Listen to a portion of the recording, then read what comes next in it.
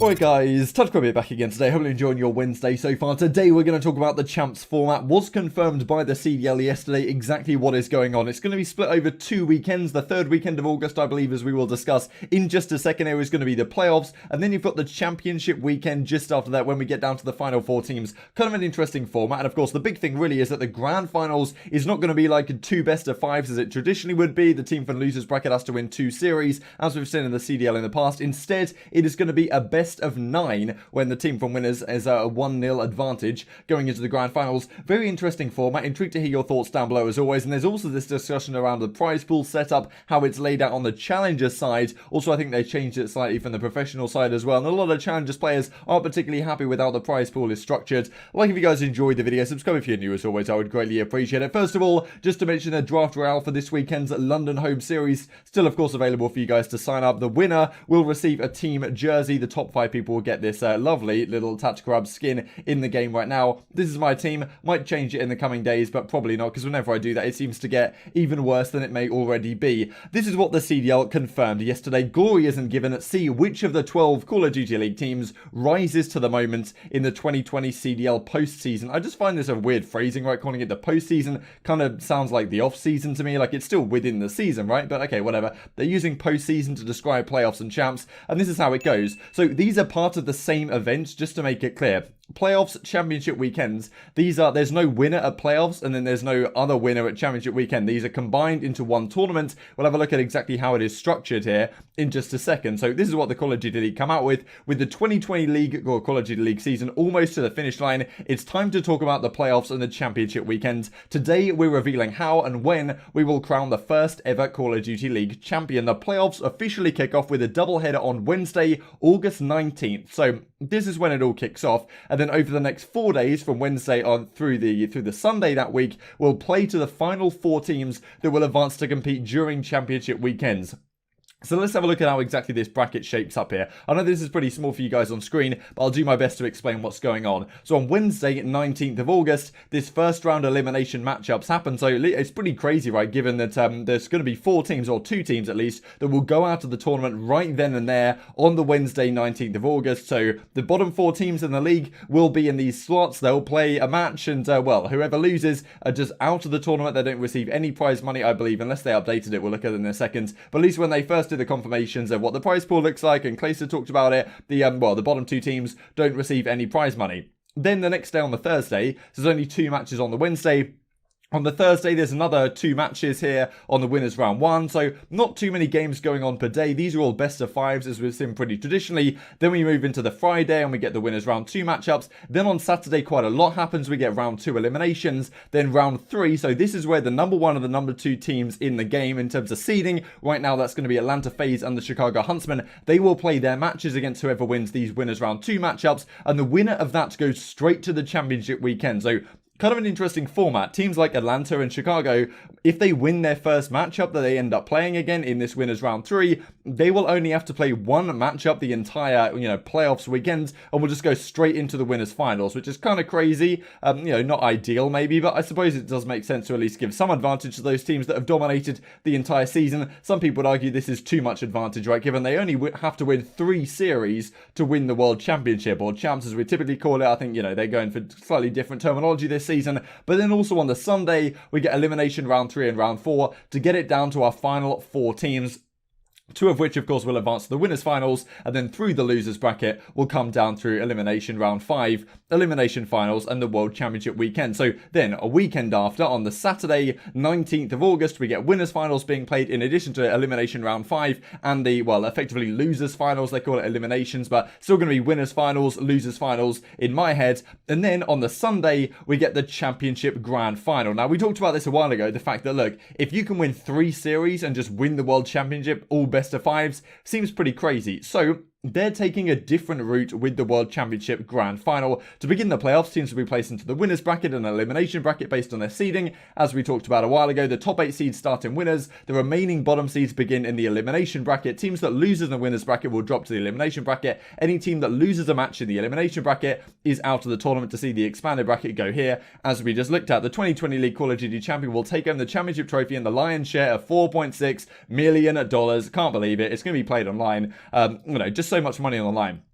So this is what it looks like. As we've seen the entire season, playoffs is going to be all matches, a best of 5, hardpoint search, domination, hardpoint search, but the grand finals is going to be a best of 9. Now this is a really interesting format, and honestly I do like this, and I'll talk about the reasons for it in a second, or at least I like the concept. You can argue that maybe this is too little of an advantage, too much of an advantage, because some people say they should just have the advantage in terms of they can veto the maps, but then again when you're playing like 8 series or 8, 9 maps, then you know the vetoes don't really matter too much I suppose. But yeah, this is something they do in Counter-Strike Global Offensive quite a lot. The team from the winners bracket will have a 1-0 advantage going into the grand finals, and the grand finals will be like a best of 5. The team from winners has to win 2 maps, the team from losers has to win 3 maps. That's how it's been done for quite a while in Counter-Strike. Now in Call of Duty, if you guys didn't watch the CDL or CWL of course before the CDL even kicked off, what it would typically be, the team from winners comes in, they only have to win 1 best of 5 series to win it, whereas the team from losers has to win 2 best of 5 series. And that was honestly like kind of frustrating at times, because it was very rare. Like thinking back now on the CDL or CWL era, sorry, keep getting that wrong, but you know, thinking back on that era, how many times did we see a team come from losers and win the grand finals? OpTic Gaming, of course, as Infinite Warfare champs against Envy, that's a memorable one. Rise Nation, CWL Seattle in the World War II days doing it against Evil Geniuses. But apart from that, there's not too many other memorable situations. I'm sure you guys can find more in the comment section below. But the majority of the time, the team that came through winners, and yes, the majority of the time, the team that came through winners was the better team. So of course, you do expect them to win. But it was kind of frustrating the fact the team from losers would often run out of gas. They might win the first series, and then when it came to the second series, they kind of struggled a bit, and the team from winners ended up closing out the series. So I felt like a lot of times, championship grand finals were just a foregone conclusion. The team that won the winners bracket was almost certainly going to win the grand finals, because the team that goes down to losers has to then drop to losers finals, then go back to the grand finals, win a series, and then play a whole nother series from scratch to actually beat the team. So I'm pretty happy with the concept that we now changed it up. We have a longer series with the winners bracket team having some advantage. Now, the frustration of this, of course, as we can see, hardpoint, search and destroy, domination, hardpoint, search. So as standard first 5 maps, then it goes back to domination. You know, people are talking about like 2 dominations in the series. That's going to put everyone to sleep. Then hardpoint, then search and destroy again. So if you imagine the way this works, the reason why there's 9 or there's 8 maps instead of 9, given it's a best of 9, because one team from winners starts at 1-0 before the series even kicks off. So if the team from winners wins 4 maps, they win. And if the team from losers wins 4 maps, then they're going to lose, because that means the team from winners has got to 5 already, right? If it's 4-4, the team from winners wins. So yeah, pretty interesting stuff. This does make sense. I'm actually quite happy to see this. I don't know why this gap is here. I wish they would format their website better. But yeah, as I discussed here, I like this concept of giving the winners bracket team the advantage. I think it means that there's not going to be a foregone conclusion. But maybe you guys have different thoughts in the comment section below, because it is quite an interesting change. And well, you know, 9 maps, or well, 8 maps at a maximum of Modern Warfare in a row is pretty interesting. But then again, you're giving it Champs Grand Finals is going to be on its own day. Like, it makes sense to have a long series. At least it should mean that the team that wins is certainly the best team on the day. This is how the playoffs pricing are looking. I think it was actually 2 million for the winner, so I think they've adjusted this slightly. But yeah, league champion gets $1.5 million, 900k for the runner-up, 600k, 450k, and as we see, the 11th and 12th place don't get anything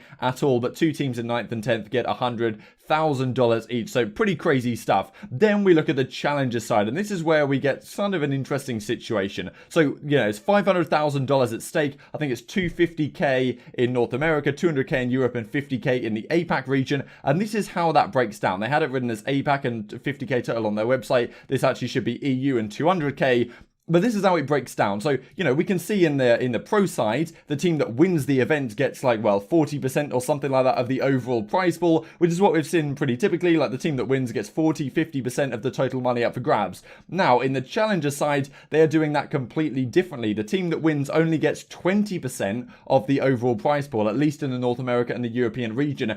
Now, people aren't particularly happy with this, and obviously, if you're a high-profile amateur player that's looking to win, you obviously want to have the money stacked towards the top ends. And I can understand the utility of that. Like, pretty much anyone that's just picked up the game that decides to go through the last chance qualifier, try and qualify, and finishes all the way down to top 20, they can still get paid out $2,000. So yeah, definitely some frustrations about the way this is organized. I do see the utility of it though, because I like the idea that even if you place top 20 at the World Championship, Grand Finals, Amateur, Challenger side, you still get some reward for doing that. Obviously, it's frustrating if you're like a high-tier amateur player that wants to, you know, get all the money, right? But then again, the way this is organized in previous seasons, you would never have this money to start with for first place. Like, like 40k, 50k is pretty impressive, to be honest, for a Challengers Grand Finals, I suppose. Then again, I suppose they could have structured this differently, but I like the fact that they're incentivizing people to at least like have some sort of worth, you know, it makes it seem worthwhile. If you've grinded the whole season, you place like top 12 or something, which might not be great, but you know, you place around that region and you still get paid like a decent amount of paycheck at the end of the day. Makes it feel like it's worthwhile and worthwhile keep grinding for next season. If you get paid absolutely nothing, you might just give up on Call of Duty. So